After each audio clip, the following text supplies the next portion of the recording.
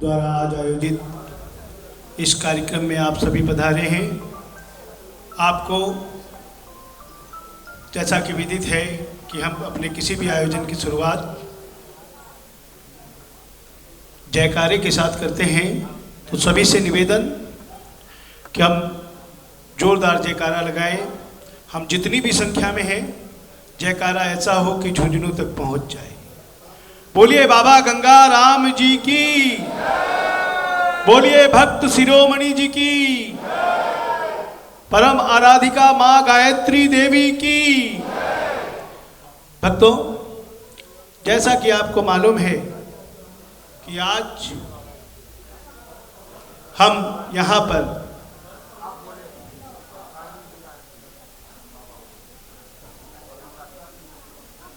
कलयुग अवतारी बाबा गंगा राम जी की अमर गाथा का मंचन देखने के लिए उपस्थित हुए हैं। और सबसे बड़ी बात यह है कि कल से हमारा नया साल शुरू हुआ है और आज इसका दूसरा दिन है। तो सर्वप्रथम आप सभी को हमारे हिंदी नववर्ष की असीम हार्दिक शुभकामनाएं। आपका यह वर्ष सुख समृद्धियों से भरा हो, उन्नति प्रगति से भरा हो और आप अपने जीवन के पथ पर निरंतर अग्रसर होते रहें, यही कामना इस मंच से आप सभी के लिए हम बाबा गंगा राम जी से करते हैं।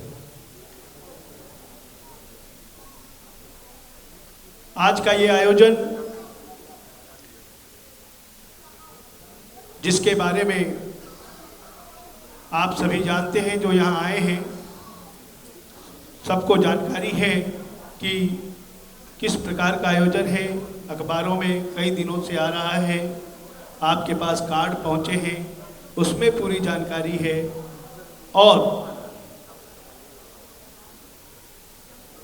कलयुग अवतारी बाबा गंगा राम जी के बारे में, उनकी महिमा के बारे में कुछ भी बोल पाना, कुछ भी बोलना सूर्य को दीपक दिखाने के ही समान है। फिर भी हम उनकी महिमाओं का स्मरण करते हैं। जो नए लोग समिति से जुड़ते हैं, उन्हें इसके बारे में जानकारी मिले। विष्णु अवतारी बाबा गंगा राम जी की महिमा अनंत अपार है। कलयुग में बाबा गंगा राम जी करुणा और प्रेम के अवतारी बनकर आए हैं। बाबा के अनगिनत चमत्कार हैं। देश विदेश में बाबा की महिमा फैल रही है। लाखों भक्त बाबा से जुड़ते जा रहे हैं। और ये तभी होता है जब लोगों को कुछ मिलता है, लोगों की समस्याओं का निदान होता है। क्योंकि ये कलयुग है और कलयुग में एक युक्ति है, चमत्कार को नमस्कार। बाबा गंगा राम जी के दरबार में अनेकानेक चमत्कार रोज होते हैं। और इसी वजह से इस दरबार में जाने वालों की संख्या भी बढ़ रही है, इनको मानने वालों की भी संख्या भी बढ़ रही है और समिति से जुड़ने वालों की संख्या भी बढ़ रही है। झुंझुनू में बाबा का दिव्य धाम श्री पंचदेव मंदिर के नाम से विख्यात है, ऐसा हम सभी जानते हैं। जहां वर्ष में 3 बार मेलों का आयोजन होता है और देश के कोने कोने से भक्त आकर अपनी श्रद्धा भावना से बाबा को रिझाते हैं, मनाते हैं और आशीष पाते हैं। गंगा जी तन पवित्र करती है, राम का नाम मन पवित्र करता है और दोनों मिलकर बाबा गंगा राम तन और मन दोनों को पवित्र बना देते हैं। और ये जो संयोग है बाबा गंगा राम जी को, जिनको हम मनाते हैं, रिझाते हैं, तन और मन की पवित्रता का ये जो संगम है, ये बाबा गंगा राम जी के दरबार में साक्षात परिलक्षित होता है। और इसमें जो रमता है वो कभी भी दुखों से साक्षात्कार उसका नहीं होता, ऐसा विश्वास है, मानना है।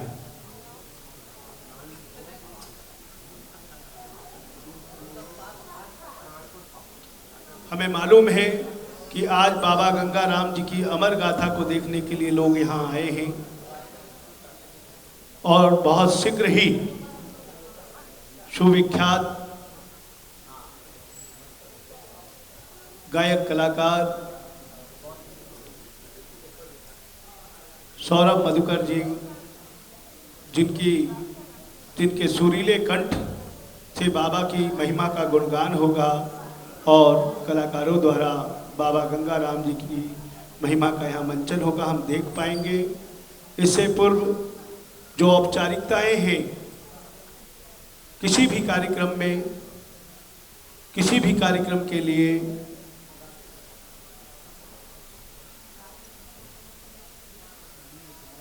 जो व्यवस्था होती है, हम आयोजन का शुभारंभ करेंगे, उद्घाटन समारोह होगा और इसके बाद आतिथ्य सत्कार करेंगे और आतिथ्य सत्कार के बाद हम कार्यक्रम की ओर चलेंगे। हमारे बीच गणमान्य अतिथियों में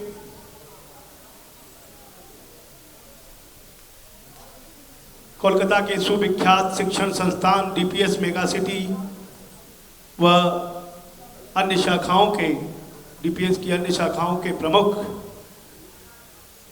धर्मनिष्ठ व्यक्तित्व के धनी श्री विजय जी अग्रवाल हैं। हमारे बीच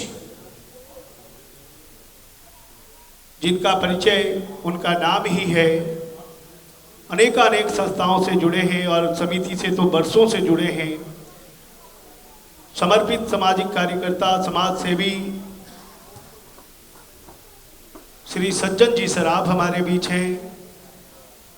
हमारे बीच पूरे देश में मारवाड़ी समाज का प्रतिनिधित्व करने वाले श्री संतोष जी सराफ उपस्थित हैं और कुछ ही क्षणों में हमारे बीच यशस्वी पत्रकार श्री प्रकाश जी चंडालिया उपस्थित होने वाले हैं। भक्तों, अभी महानगर में धार्मिक आयोजनों की बहार है। वैसे भी चैत्र नवरात्र कल से शुरू हो गया है और कल पहले ही दिन, चैत्र नवरात्र के पहले ही दिन इसी मंच पर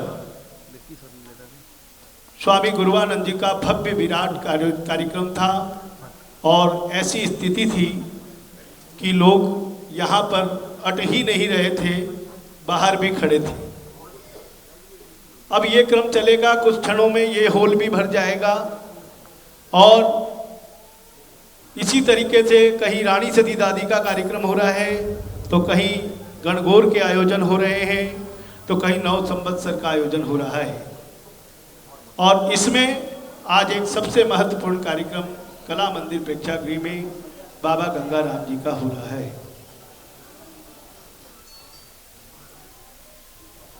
बाबा गंगाराम जी के परम आराधक भक्त शिरोमणि देवकी नंदन जी ने कलयुग में भक्ति की जो पराकाष्ठा दिखाई है, उसको देखकर भक्त प्रहलाद, मीरा और नरसिंह मेहता की याद आ जाती है। ये कहने वाली बात नहीं है, ये हकीकत है।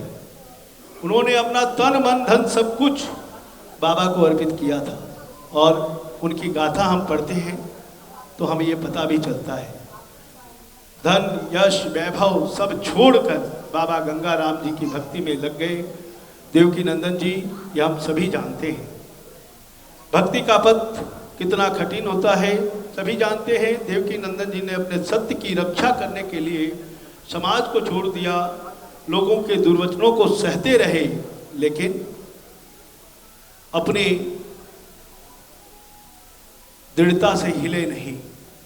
उन्हें मालूम था कि भक्ति की राह बेहद कठिन है और इस पर चलने के लिए बहुत कुछ सहना पड़ेगा।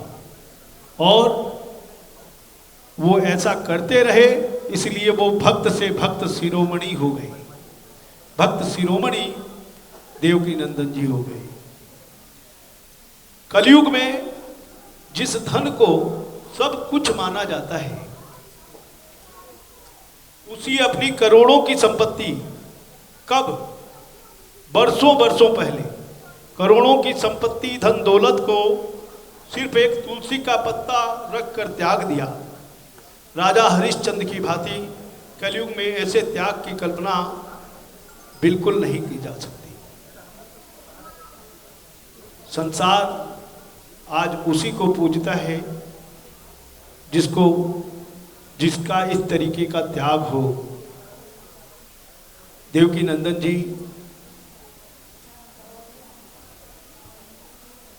की भक्ति हम सबके लिए आदर्श है, और बाबा गंगाराम जी की भक्ति में जिस तरह वो तल्लीन हुए वो हमसे छुपा नहीं है।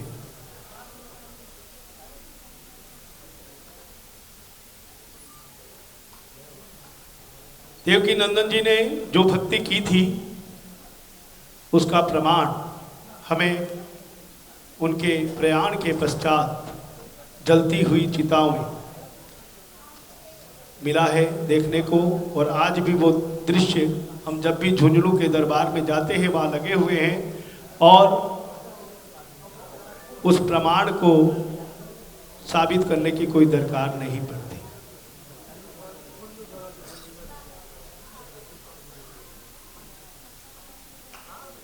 देवकी नंदन जी की धर्म पत्नी देवी गायत्री जी ने द्रौपदी की भांति अपने दोनों हाथों को उठाकर बाबा से प्रार्थना की तो मानो सूर्य का रथ भी एक पल के लिए साक्षी देने के लिए ठहर गया हो, और जो चमत्कार हुआ उससे ऐसा लगता था कि मानो कलयुग में सतयुग के जैसी लीलाएं देखने को मिल रही हैं। ऐसी बहुत सारी चीजें हैं, बहुत सारी बातें हैं जिनको हम पुनः पुनः याद कर सकते हैं। ये भूलने वाली बातें नहीं हैं, ये बातें सदा याद रहने वाली हैं। लेकिन मैंने जैसा बताया, ये बहुत अच्छी बात है कि पहले धार्मिक आयोजनों को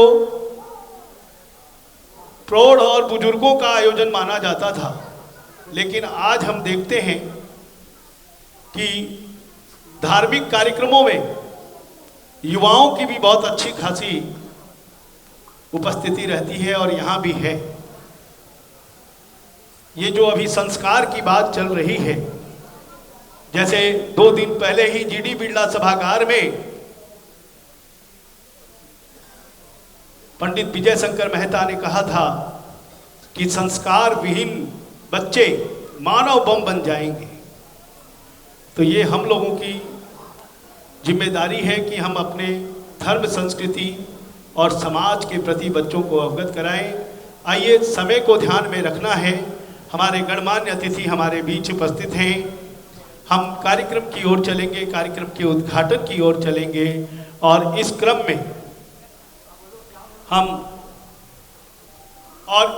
में सर्वप्रथम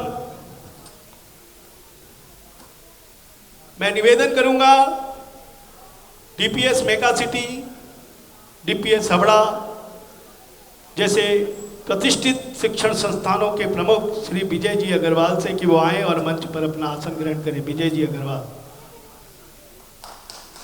अग्रवाल से निवेदन, और आपसे निवेदन कि आतिथ्य सत्कार में आपके दोनों हाथ खुले और तालियों से हम स्वागत करें हमारे गणमान्य अतिथियों का। निवेदन करेंगे समर्पित और सुपरिचित समाज सेवी श्री सज्जन जी सराफ का कि वे मंच पर अपना आसन ग्रहण करें। आपको याद होगा कि बाबा गंगाराम सेवा समिति कोलकाता से इनका बहुत पुराना लगाव है और अपनत्व है, और अरविंद जी अभी बता रहे हैं कि 2000 साल रजत जयंती के समय से सज्जन जी सराफ जुड़े हैं, और उस समय जो विराट शोभा यात्रा निकली थी उसमें इनका जो सहयोग रहा उसे भुलाया नहीं जा सकता। वैसे भी वो निरंतर समिति से जुड़े हैं और समिति के सेवा कार्यों में, समिति के किसी आयोजन में भी बहुत प्रमुखता से सहयोग देते हैं। निवेदन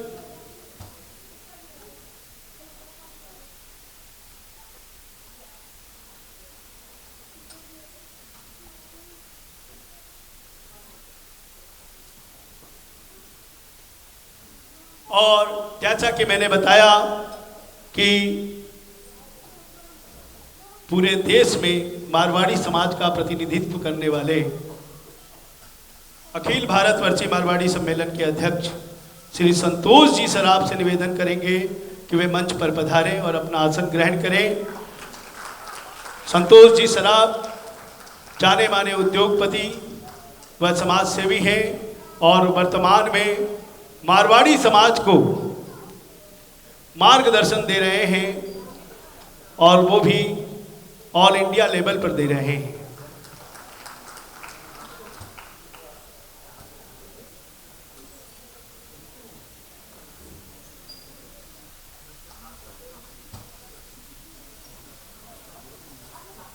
प्रकाश जी के आने से पूरा प्रकाश ही प्रकाश हो गया, अंधेरे में भी उजाले की किरण दिख रही है। निवेदन मंच पर पधारे। मां सरस्वती के लाडले पुत्र और अपनी लेखनी और वाणी से पत्रकार जगत को पत्रकारिता को धन्य करने वाले हमारे बड़े भाई प्रकाश जी चंडालिया का हम मंच पे हार्दिक स्वागत और अभिनंदन करते हैं। जाने वाले कार्डियोलॉजिस्ट श्री केसी केडिया जी से निवेदन करेंगे कि वे मंच पर आएं और अपना स्थान ग्रहण करें। जाने माने कार्डियोलॉजिस्ट बाबा जी के अनन्य सेवक और समिति से जुड़े हैं डॉक्टर केसी केडिया जी का मंच पर हार्दिक स्वागत। तालियां कमजोर है। कोई कार्डियोलॉजिस्ट वो भी इतने सुविख्यात, और सबसे बड़ी बात अरविंद जी बता रहे हैं कोठारी हॉस्पिटल, बीएम बिरला जैसे संस्थानों से जुड़े हैं और हमें तो सबसे ज़्यादा फक्र है कि हमारी समिति से जुड़े हैं। तो हम तो जब याद करेंगे इनको आना पड़ेगा और अपना सहयोग देना पड़ेगा और देते भी हैं केसी केडिया जी। समिति के अध्यक्ष श्री सत्यनारायण जी सरावगी से निवेदन कि आए मंच पर और मंच को सुशोभित करें। समिति का प्रतिनिधि, समिति के अध्यक्ष और समिति के सचिव श्री ओम प्रकाश जी अग्रवाल से निवेदन करेंगे कि वे भी मंच पर पधारें और अपना स्थान ग्रहण करें।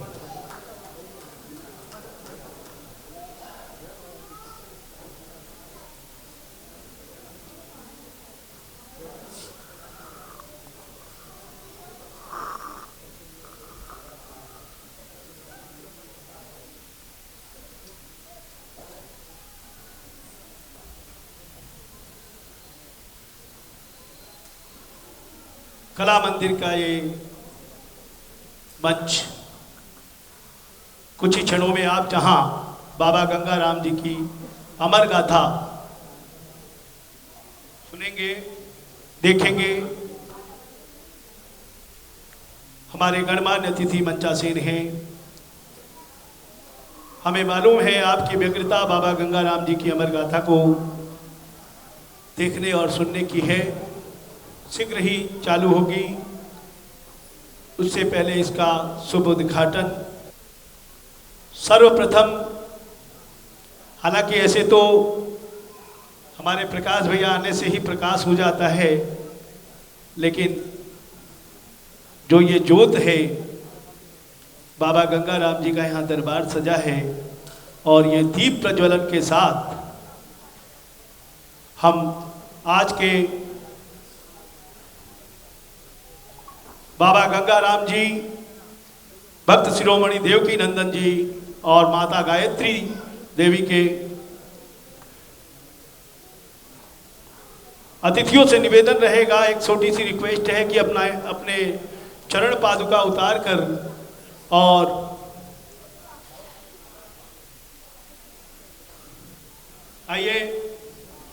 दीप प्रज्वलन का ये आयोजन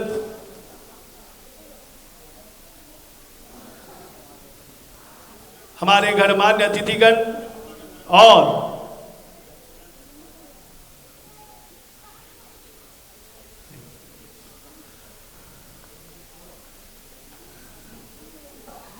आइए ये दीप प्रज्वलन बाबा गंगाराम जी के जोरदार जयकारे के बीच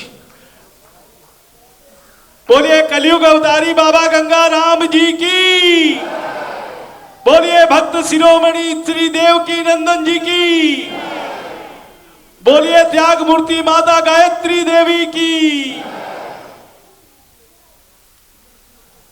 भक्तों, ये दीप प्रज्वलन ऑडिटोरियम की परंपरा को मानकर ये स्वचालित दीप जिसको यहाँ प्रज्वलित किया गया। और आइए अब हम आगे की ओर चलेंगे।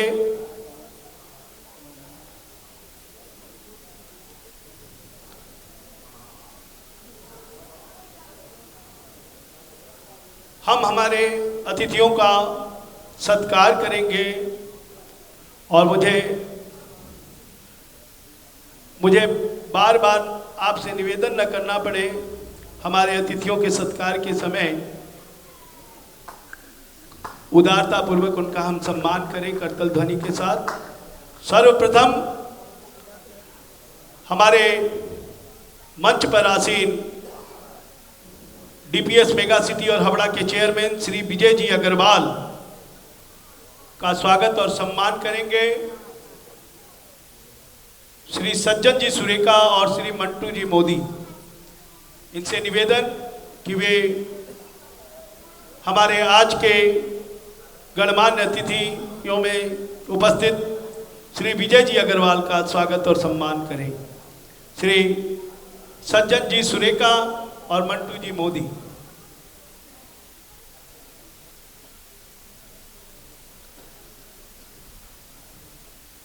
दुपट्टा उड़ा के राजस्थानी ये बाबा के नाम का लॉकेट, बाबा की तस्वीर का लॉकेट, राजस्थानी आन बान शान का प्रतीक पगड़ी, पुष्प गुच्छ और बाबा गंगाराम जी का ये स्मृति चिन्ह। जोरदार तालियों से हम स्वागत करेंगे। विजय जी अग्रवाल, आपको बता दें कि डीपीएस मेगा सिटी और डीपीएस हावड़ा बहुत बड़े शिक्षण संस्थान हैं और इनके प्रमुख कर्णधार विजय जी अग्रवाल ऐसे आयोजनों में बढ़ चढ़कर हिस्सा लेते हैं। हमारे बीच उपस्थित अखिल भारतवर्षीय मारवाड़ी सम्मेलन के राष्ट्रीय अध्यक्ष श्री संतोष जी सराफ, उनका स्वागत और सम्मान करेंगे श्री राजकुमार जी मोदी और डूंगरमल जी सिंगड़ोदिया। श्री राजकुमार जी मोदी और डूंगरमल जी सिंगड़ोदिया देश में मारवाड़ी समाज का प्रतिनिधित्व करने वाली संस्था अखिल भारतवर्षीय मारवाड़ी सम्मेलन के राष्ट्रीय अध्यक्ष श्री संतोष जी सराफ का सम्मान हो रहा है। और मेरे ख्याल में यहाँ पे अधिकतर हम मारवाड़ी ही उपस्थित हैं, तो तालियों में फिर कंजूसी कैसी है।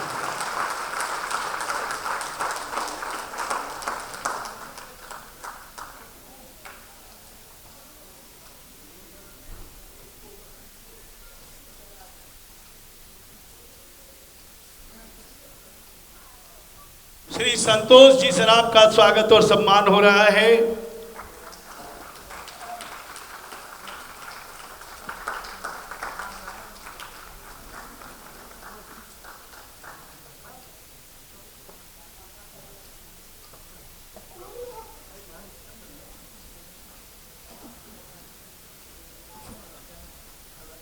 मंच पर उपस्थित हमारे समिति के विशिष्ट सहयोगी सुप्रसिद्ध समाज सेवी एवं उद्योगपति श्री सज्जन जी सराफ का हम स्वागत और सम्मान करेंगे जोरदार तालियों के साथ।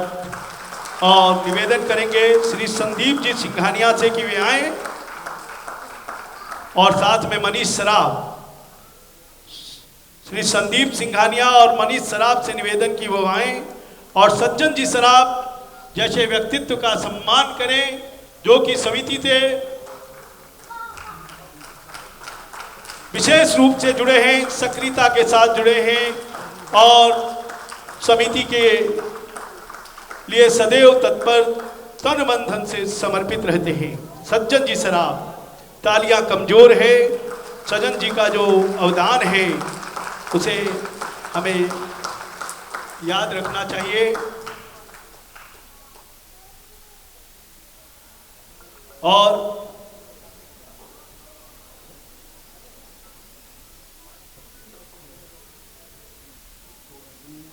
जाने माने चिकित्सक, कार्डियोलॉजिस्ट, कोठारी मेडिकल से एसोसिएटेड डॉक्टर कैलाश चंद केडिया जी हमारे बीच उपस्थित हैं मंच पर। उनका स्वागत और सम्मान श्री बीडी घुवालेवाला और घनश्याम जी खेतान कर रहे हैं। श्री बीडी घुवालेवाला और घनश्याम जी खेतान मंच पर आसीन जाने माने कार्डियोलॉजिस्ट डॉक्टर कैलाश चंद केडिया जी का स्वागत और सम्मान करें।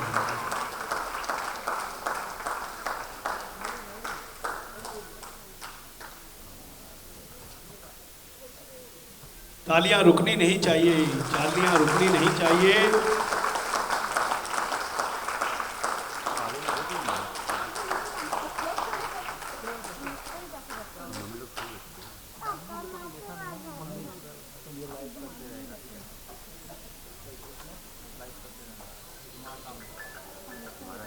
मेरा फोन है, अपने पास चालू है क्या? आप चालू है।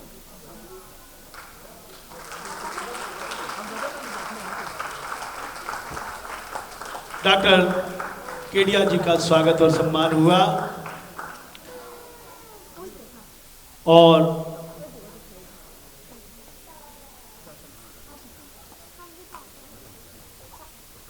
आज के हमारे इस आयोजन में उपस्थित, जैसा कि मैंने कहा कि भले हॉल में थोड़ा अंधेरा हो, लेकिन प्रकाश जी ने जैसे एंट्रेंस लिया मुझे वो साफ दिख गए, जबकि आंखें कमज़ोर हैं, चश्मा लगाने के बाद भी कुछ कम दिखता है।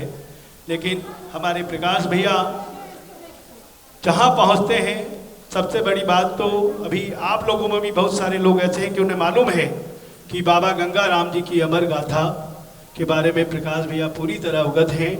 और प्रकाश जी वैसे भी ऐसे प्रखर वक्ता हैं कि जहाँ बोलने के लिए खड़े होते हैं वहाँ पहले ही रौनक हो जाती है, प्रकाश ही प्रकाश हो जाता है। अपनी लेखनी और वाणी से किसी भी कार्यक्रम को, पत्रकार जगत को प्रकाशित कर रहे हमारे अग्रज प्रकाश जी चंडालिया, जो राष्ट्रीय महानगर के यशस्वी संपादक हैं और हमारे समिति से वर्षों से जुड़े हैं, बाबा गंगाराम सेवा समिति से। आइए उनका हम जोरदार स्वागत और सम्मान करें। यहाँ तालियां जोर से, जितनी जोर से आप बजा सकें। वैसे प्रकाश जी को बोलने के लिए तालियों की कोई दरकार नहीं है, प्रकाश जी जब बोलेंगे तो आपकी तालियां अपने आप ही नहीं रुकेंगी। प्रकाश जी का स्वागत और सम्मान कर रहे हैं श्री अरविंद जालान और श्री पंकज सुरेका। श्री पंकज सुरेका और अरविंद जालान जी प्रकाश जी का स्वागत कर रहे हैं। कलम के धनी माँ सरस्वती के लाडले श्री प्रकाश जी चंडालिया का स्वागत और सम्मान जोरदार तालियों से हम स्वागत करेंगे।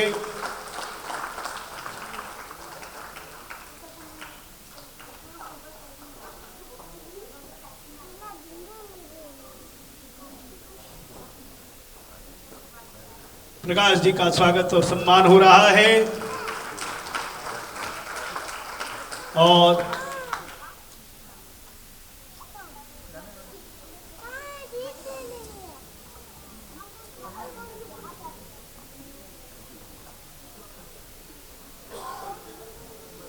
हमारे समिति के अध्यक्ष श्री सत्यनारायण जी सरावगी, उनका स्वागत और सम्मान कर रहे हैं राउरकेला से पधारे श्री नितेश खमानी और श्री विकास मोर सम्मान कर रहे हैं समिति के अध्यक्ष श्री सत्यनारायण जी सरावगी का। जोरदार तालियों से स्वागत।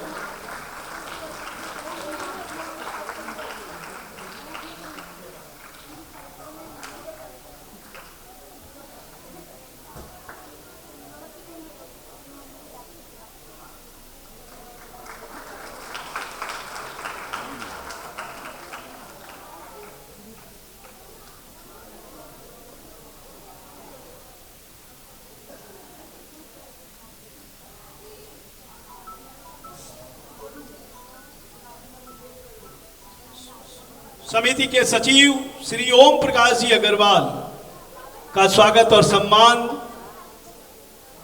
श्री कमल ढांडनिया जी,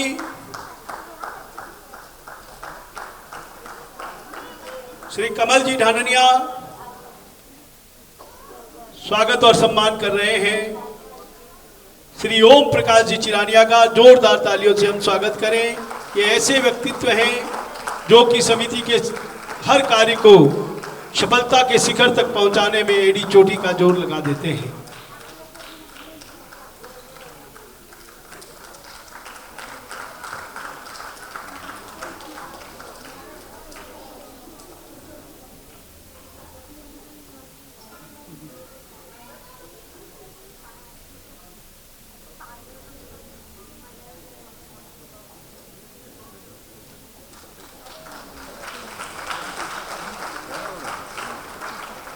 सत्य सर्वदा पत्रिका के संपादक श्री सुरेश जी भुवाल का और इस मंच के संचालक हमारे विशेष सहयोगी का स्वागत बाबा गंगाराम सेवा समिति की तरफ से श्री निर्मल जी मोदी एवं प्रदीप जी मोदी द्वारा किया जा रहा है। जोरदार तालियों से स्वागत। बोले बाबा गंगाराम की।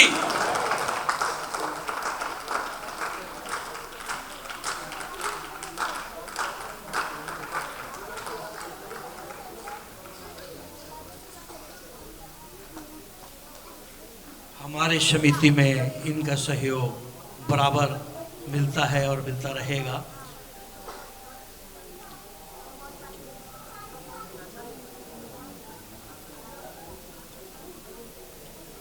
इनका स्वागत दुपट्टा और पगड़ी पहना के जोरदार तालियों से एक बार स्वागत हो जाए। बोले बाबा गंगाराम की, बोले पंचदेव दरबार की, बोले भक्त शिरोमणि श्री देवकी नंदन की, बोले माता गायत्री की, बोले सच्चे दरबार की। और अब मैं निवेदन करता हूं श्री सुरेश जी भुवालका से कि आगे का संचालन जारी रखें।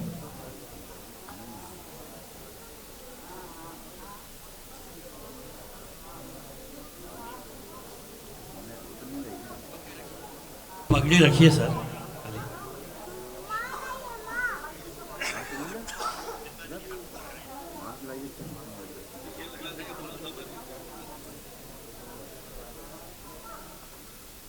ये तो बाबा गंगाराम सेवा समिति का अपार स्नेह और प्यार है, वरना इस वो स्नेह और प्यार है वो इस सम्मान से बहुत ऊंचा है। समिति परिवार से आज से रिश्ता नहीं है। अगर अरविंद जी को याद है, जब वो शायद स्कूल में पढ़ते थे या आते जाते थे, उस समय बाबा गंगाराम जी की जीवन गाथा को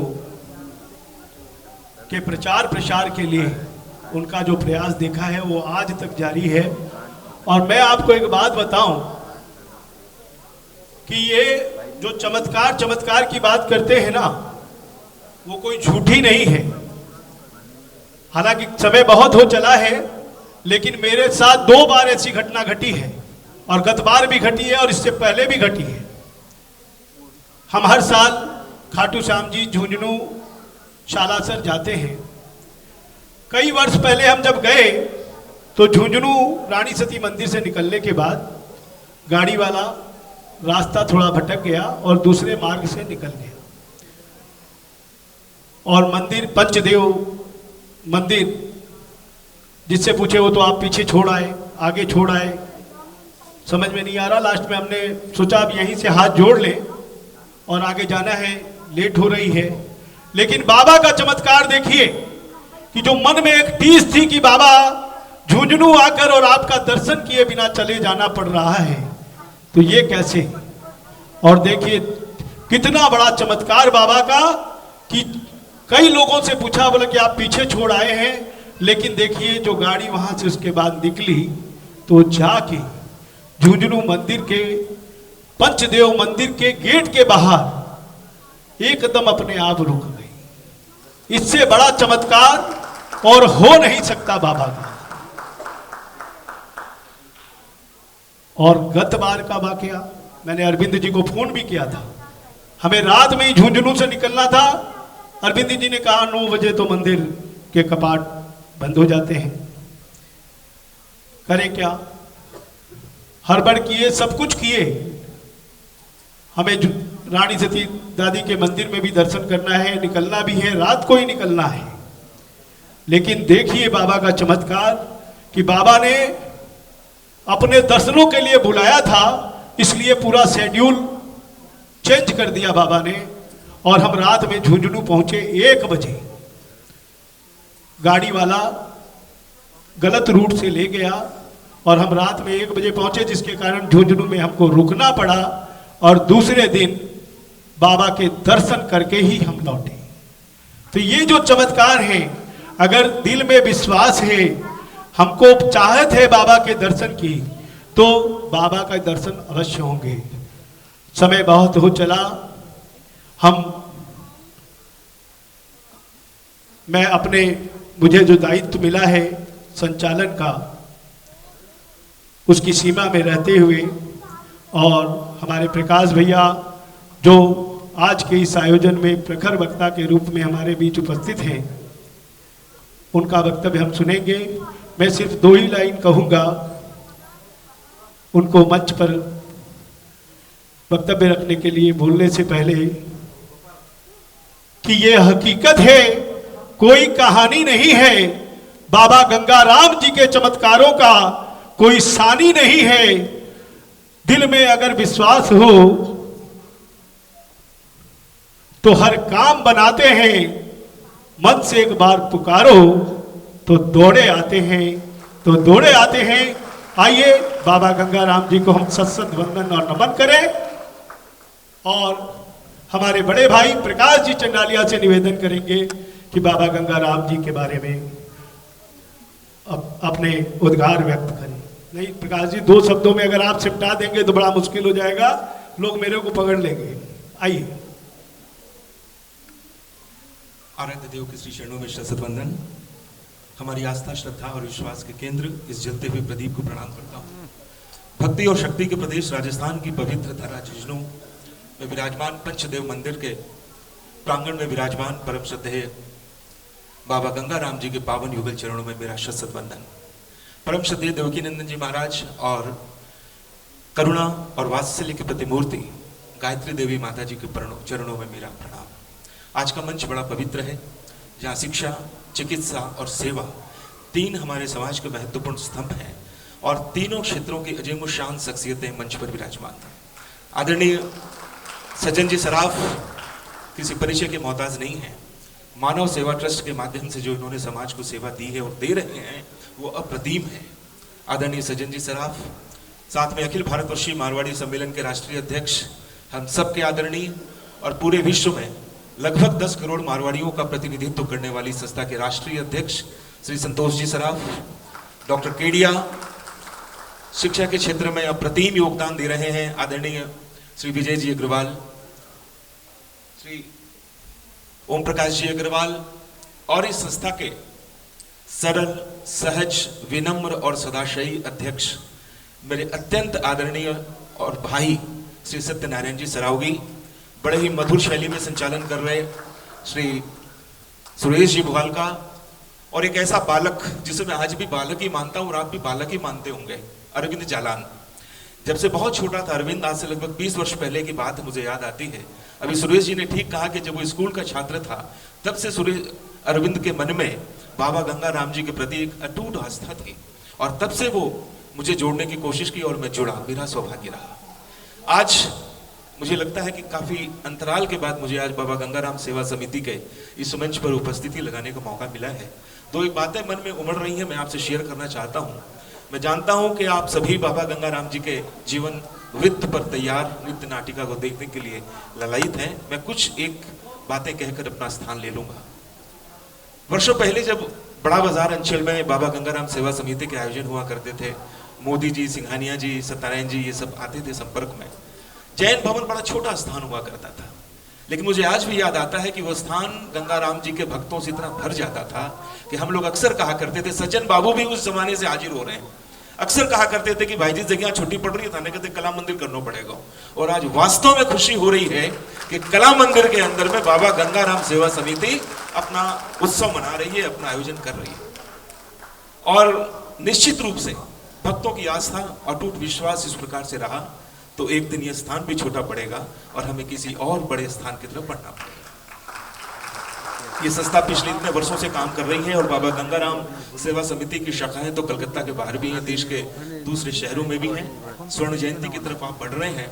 संस्था के प्रति आपका अटूट रुझान, बाबा के प्रति भक्ति एक अलग बात है, लेकिन एक साथ संस्था में रहकर, एक परिवार के सदस्य के रूप में साथ रह करके एक सामाजिक कार्य को गति प्रदान करना, निरंतरता रहना, निरंतरता बनाए रखना, ये अपने आप में बड़ी बात है। और यही कारण है कि संस्था निरंतर गतिमान है। समाज के विभिन्न क्षेत्रों में भी आप योगदान दे रहे हैं, ये बहुत बड़ी बात है। मेरे मन में तो एक बातें बड़ी उमड़ती है, जब ऐसे धार्मिक आयोजनों में हम लोग आते हैं तो अक्सर ये कहा जाता है कि आप लोग जो आए हैं आपकी मनोकामनाएं पूर्ण हो। क्या सब लोग मनोकामनाएं लेकर आते हैं? क्या सबके मन इतने कमजोर होते हैं? क्या उसे भगवान से कुछ मिला नहीं होता है? क्या उसके अंदर में जब वो माँ के पेट से जन्म लेकर आता है तो क्या वो अतृप्त आता है? हम जब माँ के पेट से, गर्भ से जन्म लेकर के अपनी पहली आंखें खोलते हैं तब हम पूर्ण रूप से तृप्त होते हैं, क्योंकि ईश्वर की विशेष अनुकंपा के बिना संसार में हमारा अवतरण हो ही नहीं सकता। मनुष्य जब इस संसार में जन्म ले लेता है तब वह अपने लोक, इस लोक के प्रति जो ऋण है हमारा, देखिए संसार में जब हम जन्म लेते हैं ना तभी से हम कर्जदार हो जाते हैं। देवलोक का हमारे ऊपर ऋण होता है, एक ऋण माता पिता का होता है और एक ऋण लोक का होता है। ये हमारा कर्तव्य होता है कि किस प्रकार हम देवताओं का ऋण उतारें। अब देवताओं का ऋण उतारने की कुव्वत तो किसी में भी नहीं है। क्या हम में किसी में ताकत है कि हम ईश्वर का ऋण उतार सकें? माता पिता का ऋण उतारने के लिए जरूरी होता है कि हम माता पिता के प्रति अपना सम्मान रखें, जो अपेक्षाएं हैं, जो आकांक्षाएं हैं, उनकी कसौटी पर हम खरा उतरें। आज दुर्भाग्य यह है कि हमारे समाज के लोग अपने माता पिता का ऋण नहीं उतार पा रहे, इसीलिए समाज में घर के बुजुर्गों को बाहर दूसरी जगह स्थान लेना पड़ता है। ये खबरें जब आती हैं, दूसरे समाज की आती थी तो तकलीफ नहीं होती थी, लेकिन आज जब अपने समाज के लिए परंपराएं बढ़ रही हैं, ऐसे बहुत से लोगों को देखा जाता है तो आंख से आंसू निकलते हैं। हम माता पिता का ऋण चुकाएं, इससे बड़ी पूजा हो नहीं सकती। और तीसरा ऋण है इस लोक का ऋण। हम जिस समाज में रहते हैं, कहा गया है कि man is a social animal, हम एक सामाजिक प्राणी हैं। हम एकक जीवन व्यतीत नहीं कर सकते, हम जानवर नहीं हो सकते। ईश्वर ने हमें विवेक दिया है। एक जानवर जो होता है वो अकेले विचरण कर सकता है, घास फूस खा लिया, उसे किसी से रिश्ता और संबंध रखने की आवश्यकता नहीं है। हम लोगों को बिना रिश्ते के जी नहीं सकते। आपको बाजार से सामान लाना ही पड़ेगा, आपको किसी के साथ संबंध रिश्ते बनाने ही पड़ेंगे। आपको ईश्वर ने विवेक दिया है और वाणी दी है। जब हम इस विवेक का और वाणी का सदुपयोग करेंगे और अपने माता पिता का सम्मान करेंगे और ईश्वर के प्रति अपनी अटूट आस्था, श्रद्धा, भक्ति और विश्वास रखेंगे, तभी हमारा जीवन सार्थक है। बाबा गंगाराम जी का इस लोक में आना, इस कलयुग के अवतार के रूप में उन्हें हम जानते हैं। वास्तव में हमारा देश ऋषियों का देश है, संतों का, महंतों का, मुनियों का देश है। लेकिन देखिए हमारे देश की क्या अजम परंपरा है। हमारे देश की ही नहीं, सारे धर्मों की आदरणीय संतोष जी सराफ, सज्जन जी सराफ बाबू बैठे हैं और बड़े विवेकशील व्यक्ति हैं, बड़ा चिंतन करते हैं। मैं कभी कभी सोचता हूं, ईश्वर बनने के लिए क्या पत्थर खाना जरूरी है? ईश्वर बनने के लिए क्या जहर पीना जरूरी है? ईश्वर बनने के लिए क्या शरीर पर कील ठुकवाना जरूरी है? ईश्वर बनने के लिए क्या वनवास पे जाना जरूरी है? ये पौराणिक काल के चंद प्रसंग हैं जिन पर आप गौर करें तो आपको लगेगा कि ईश्वर कोई आसानी से नहीं बनता। मर्यादा पुरुषोत्तम भगवान यदि 14 वर्ष के लिए वनवास के लिए नहीं भेजे जाते तो वे आज हमारे शायद इतने बड़े आराध्य नहीं बनते। भगवान महावीर को यदि हमने पत्थर नहीं मारे होते तो आज वो भगवान नहीं बनते। मीरा तो कृष्ण की प्यारी थी, मीरा तो कृष्ण की भक्त थी। अगर हमने मीरा को जहर का प्याला नहीं दिया होता तो शायद आज वो मीरा बाई नहीं होती। पूरी दुनिया में जीसस के बहुत सारे चर्च बने हुए हैं, लेकिन जब तक जीसस के बदन पर कीलें नहीं ठोकी जाती तब तक शायद जीसस नहीं बनता। भगवान बुद्ध को आज हम मानते हैं, लेकिन यदि भगवान बुद्ध की हत्या की कोशिशें नहीं होती तो शायद आज भगवान बुद्ध नहीं माने जाते। देखिए कैसी विचित्र परंपराएं हैं, लेकिन ये सत्य है। अगर हमने अतीत और भगवान कृष्ण का जन्म अगर जेल में नहीं हुआ होता, कैसी जगह है आप देखिए, कल्पना करके देखिए कैसी विसंगतियों से उभर कर जो व्यक्ति नकारात्मक शक्तियों को परास्त करते हुए सकारात्मकता की पूरी दुनिया को ले जाने के प्रयास करता है, वही सच्चे मामले में ईश्वर का अवतार है। बाबा गंगाराम जी ने भी इसी युग में अवतार लिया था। वे सतयुग के नहीं थे, त्रेता के द्वापर के नहीं थे। इस कलयुग में तो आदमी स्वार्थी होता है, लेकिन कुछ व्यक्तियों की वजह से इस दुनिया का संतुलन बना हुआ है। हम एक हिंसक समाज में रहते हैं, हम एक स्वार्थी समाज में रहते हैं, हम सिर्फ लेने वाले समाज में रहते हैं। वैसे समाज में यदि कुछ वर्षों पहले इस युग में परमपिता परमेश्वर की असीम अनुकंपा से यदि बाबा गंगाराम जी जैसे व्यक्तित्व का अवतरण होता है और वो अपने व्यक्तित्व और कृतित्व से इस समाज का भला करने का एक बीड़ा उठाते हैं, तो सही मायने में ये उनका अवतार है। और ऐसे व्यक्तियों के सिंचन से ही ये धरा पुष्पित और पल्लवित होती है।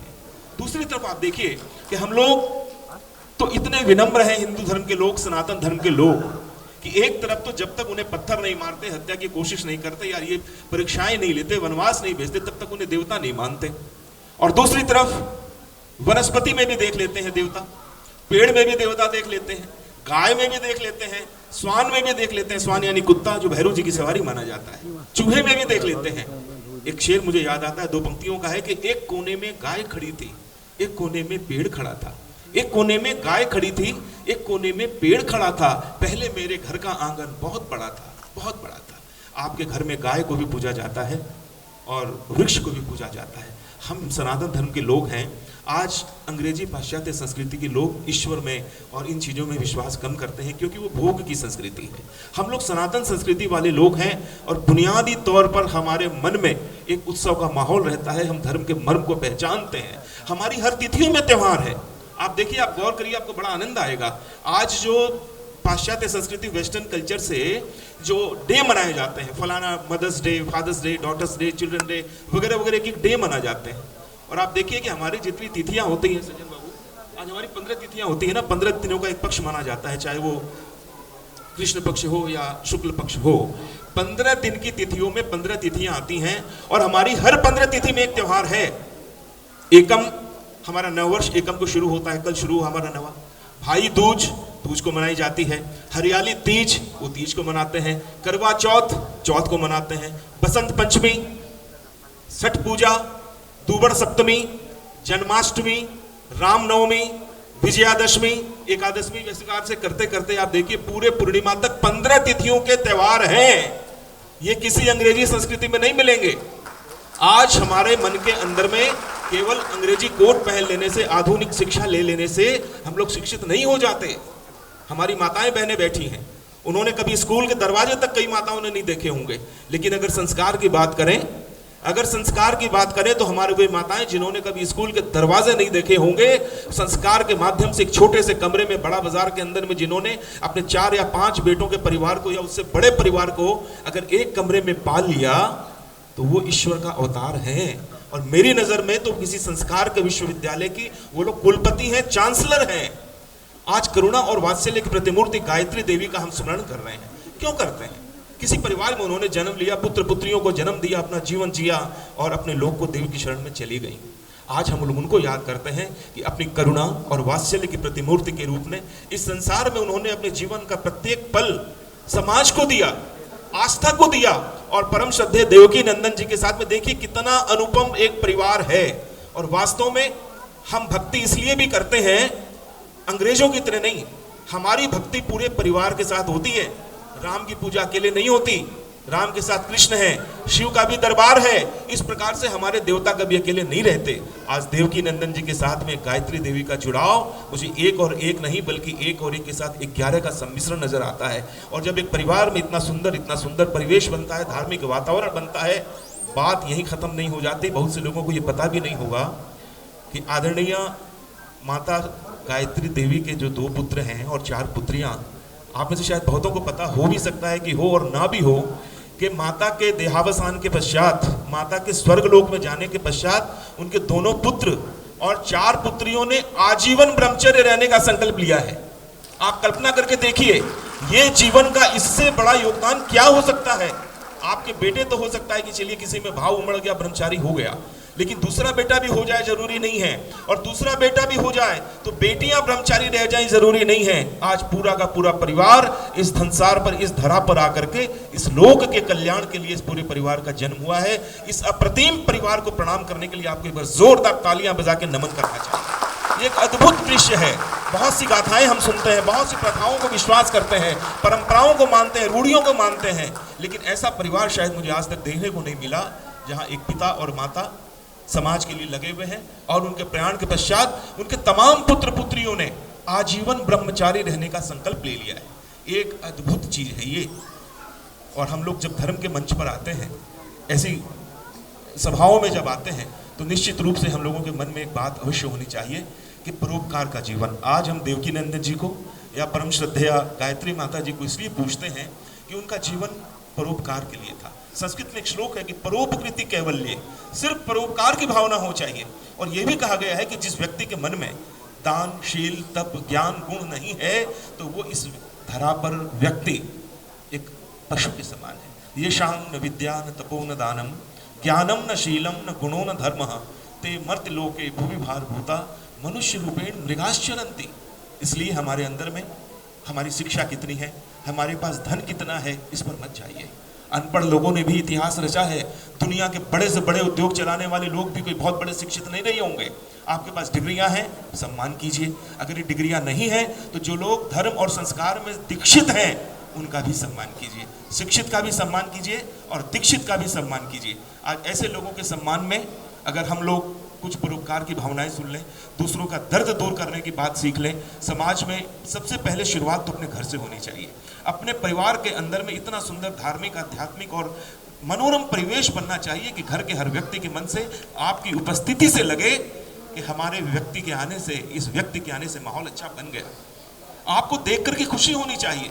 कई बार आजकल होता क्या है कि हम लोग घर में रहते हैं, भाई भाई से बात ही नहीं करते हैं, देरानी जेठानियां बात नहीं करती हैं, चाची जी ताई जी बात नहीं करती, और ये चीजें हम पुरानी से आज से देखते आ रहे हैं। इन चीजों पर अगर आज की आज रोक लगे, समाज के लिए हमारे आदरणीय संतोष जी सराफ और सज्जन जी सराफ जैसे हमारे राष्ट्रीय नेता हैं मारवाड़ी समाज के, ये समाज को एक करने के लिए, नशा मुक्ति करने के लिए समाज के बहुत सारे कार्य कर रहे हैं।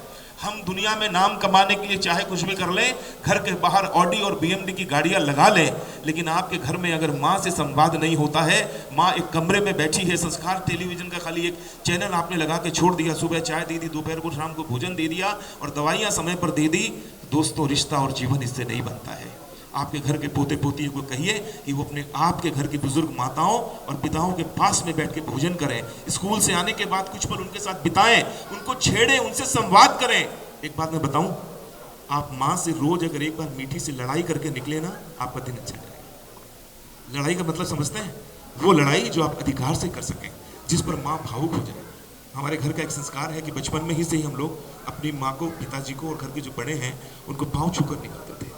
एक बार किसी कारणवश मैं माँ पे गुस्सा था, बहुत वर्षों पहले की बात है, आज से लगभग 25 वर्ष पहले हो गए, तब मैं 25-27 वर्ष का रहा हूँगा।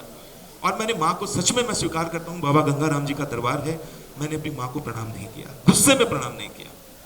मैं शाम को जब घर लौटा, मेरे अंदर एक क्लांति तो थी कि मैंने आज माँ को प्रणाम नहीं किया, और मन में एक क्षोभ भी था, गुस्सा ये था कि माँ ने मेरी बात नहीं मानी, इसलिए मैंने माँ को प्रणाम नहीं किया। बाबा के जलते हुए ज्योत के सामने मैं स्वीकार करता हूँ कि जब मैं शाम को लौटा, उस वक्त में जनसत्ता अखबार में संवाददाता होता था, इंडियन एक्सप्रेस में हम बड़े विवेक की बात करते थे, लेकिन आज तो मैं खुद गुनहगार था, मैंने अपनी माँ को प्रणाम नहीं किया था। इससे बड़ा अपराध क्या हो सकता था? मुझे लगा कि मैं शाम को जाऊँगा तो माँ पर और भी गुस्सा निकल सकता है, लेकिन दोस्तों माँ तो माँ होती है। मैं जब घर गया तो मेरी पसंद का कोई एक आइटम है मीठा, जो माँ को लगता है कि मुझे बहुत पसंद है। मैं जब शाम को घर लौटा तो माँ ने अकारण ही वो मीठा वाला आइटम अपने हाथ से बना कर रखा था। और जब माँ रात को खाना खिलाने के लिए आई तो माँ ने मेरी थाली में जब वो परोसा, आप विश्वास कीजिए बाबा की जोत के सामने कहता हूँ कि मेरी थाली में मेरे आँख के आंसू टपक गए। ये माँ की ममता होती है। आपके घर में यदि संस्कार है तो हमारी भक्ति की कद्र है। हम 2-2 घंटा बैठ करके पूजा पाठ में समय बिता देते हैं, लेकिन हमारे घर में अगर परिवेश नहीं है, हमारी माताएं अगर दुखी हैं, हमारे पिताजी को यदि सज्जन बाबू को फ़ोन करना पड़ता है कि भाई जी मेरे बगल में एक कमरों चाहिए मानव सेवा ट्रस्ट में, सज्जन बाबू ने जो बनाया है मानव सेवा ट्रस्ट, उसके साथ उन्होंने निश्चित रूप से ये कामना की थी कि हे भगवान, दुर्भाग्य की परिस्थिति में मैंने इस भवन का निर्माण तो किया है, लेकिन मुझ पर इतनी कृपा करना कि ये भवन कभी भरे नहीं, इस भवन में लोग न आए। ऐसी भी कोई कल्पना करता है क्या? इन्होंने कल्पना की होगी। ये भवन मैंने मजबूरी में बना दिया, लेकिन आज लोग जा रहे हैं। आज दुर्भाग्य है, कई ऐसे परिचितों को भी आप जानते होंगे, अगर हमारे अंदर बाबा गंगाराम जी के प्रति, देवकी नंदन जी के प्रति, गायत्री माता जी के प्रति जरा भी सम्मान, श्रद्धा और आदर है और हम उनके आदर्शों पर चल सकते हैं, तो सबसे पहले हमें अपने आसपास के परिवेश को संभाल कर रखना होगा। तुम्हारे दिल की चुभन जरूर कम होगी, किसी के पाँव का कांटा निकाल कर देखो। अगर किसी के पाँव में चुभते हुए कांटे को हम निकाल सकते हैं, एक व्यक्ति के पाँव का कांटा भी अगर निकाल दें, तो जाहिर तौर पर उसकी दुआ मिले न मिले, हमारे ऊपर बहुत बड़ी कृपा हो जाएगी। अभी सुरेश जी ने बहुत अच्छे 2-3 चमत्कारों की बात की। ये चमत्कार क्या है? ये चमत्कार सिर्फ विश्वास है। और जब आपका विश्वास होता है ना, आप कल्पना करें कि आप बहुत बड़े किसी भूकंप में या अनिष्ट में फंसे हुए हैं, उस वक्त यदि आपका दृष्टिकोण या तो ये होगा कि यार मेरी मौत हो जाएगी, भूकंप आ गया, तो जाहिर है कि आप उस तरफ बढ़ेंगे। और आपका अगर ये दृष्टिकोण हो जाए कि जीवन की तरफ बढ़ना है, साहस है, संकल्प है, तो तय मानिए कि आपका जीवन फिर लौटेगा, भूकंप हारेगा, प्रकृति हारेगी, आप जीतेंगे। इस प्रकृति को प्रणाम करें और इस प्रकृति का संतुलन बनाकर रखने वाले परम श्रद्धेय बाबा गंगाराम जी और गायत्री माता और देवकी नंदन जी, ऐसे महान विभूतियों को मेरा प्रणाम करते हुए, मैंने शायद आपकी आवश्यकता से अधिक समय ले लिया, क्षमा चाहता हूँ, लेकिन 2 बातें मन की थी वो कहा है मैंने, आप इस पर यकीन करेंगे। आप सबको बहुत बहुत धन्यवाद।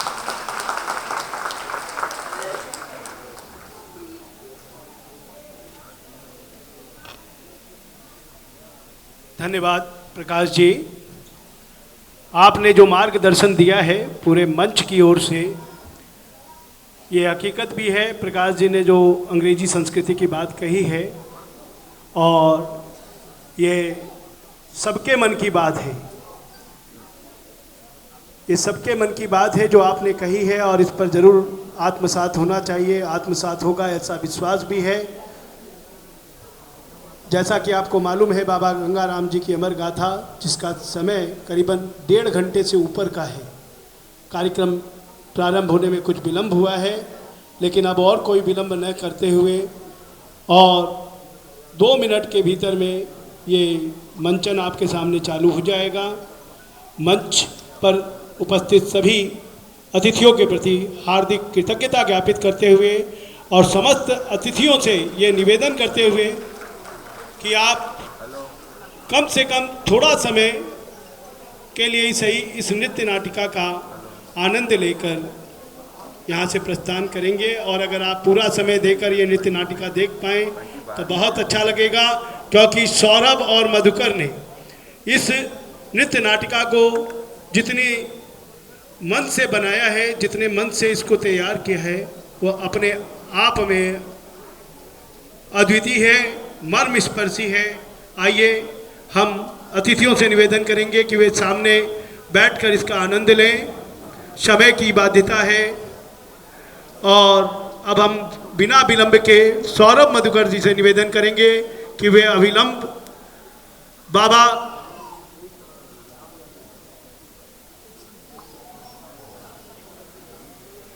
गंगाराम जी की अमर गाथा को देखेंगे।